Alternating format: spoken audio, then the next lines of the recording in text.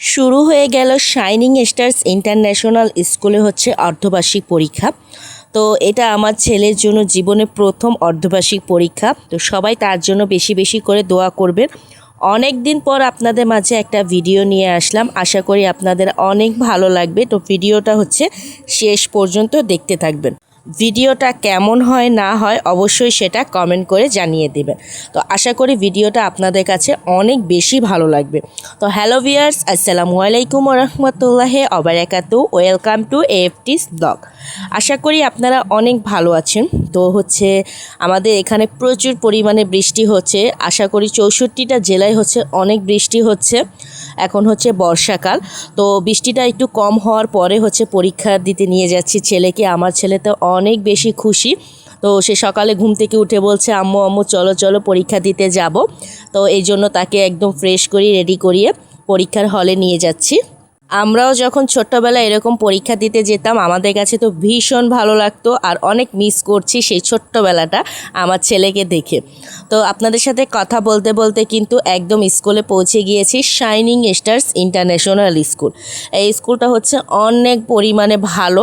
আপনারা যারা এখনও স্কুলে আসেননি অবশ্যই একবার এসে দেখে যাবেন, আশা করি আপনাদের অনেক ভালো লাগবে।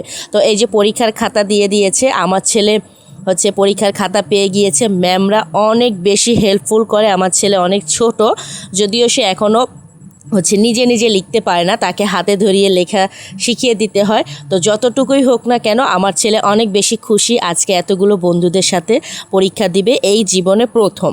তো সবাই হচ্ছে সবার জন্য দোয়া করবেন, যারা যারা তার বন্ধুরা আছে এবং আমার ছেলে আছে, সবাই আমার ছেলে এবং তার বন্ধুদের জন্য বেশি বেশি করে দোয়া করবেন, যাতে তারা মানুষের মতো মানুষ হয়।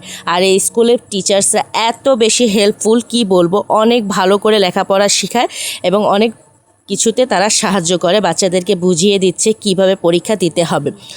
তো হচ্ছে আপনারা এটাও হয়তো বলতে পারেন যে পরীক্ষার হলে ভিডিও করে নিয়েছেন। আসলে ম্যামকে একটু রিকোয়েস্ট করেছিলাম যে কিছুটা একটু ভিডিও ক্লিপস নিব প্রিন্সিপাল স্যারের অনুমতি নিয়ে।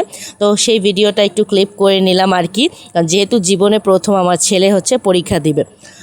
তো ভিডিওটা আপনাদের কাছে কেমন লাগে অবশ্যই সেটা কমেন্ট করে জানিয়ে দিবেন। বেশি বেশি করে লাইক কমেন্ট শেয়ার করবেন। যারা ফেসবুক থেকে দেখছেন তারা ফলো দিয়ে দিবেন, যারা ইউটিউব থেকে দেখছেন তারা সাবস্ক্রাইব করে দিবেন, পাশে থাকা বেল আইকনটি ক্লিক করে দিবেন, তাহলে সবার আগে আপনারা নোটিফিকেশনটি পেয়ে যাবেন।